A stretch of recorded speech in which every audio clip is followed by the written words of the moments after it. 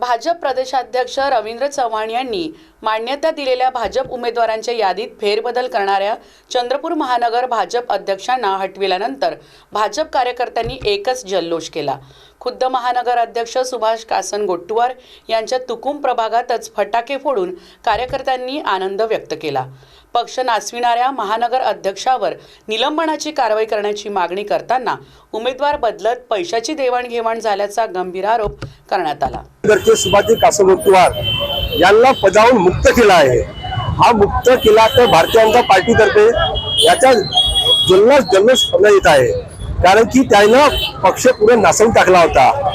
असंच की निवडणुकीच्या याच्यामध्ये ज्या उमेदवाराला तिकीट देण्यात आली होती त्यांचे प्रदेश अध्यक्ष रवींद्रजी चव्हाण यांना त्यांचे लिस्ट मध्ये नाव होते, त्यांना एबी फॉर्म न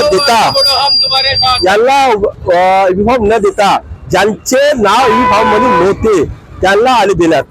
तर कुठेतरी माझा आरोप आहे की इथले आताचे माजी जिल्हाध्यक्ष आणि इथले स्थानिक आमदार यांची कुठेतरी साठगाठ होती। हे साठगाठ करून ज्यांच्या लिस्ट मध्ये नाव नव्हतं त्यांना हे एबी फॉर्म देण्यात आले।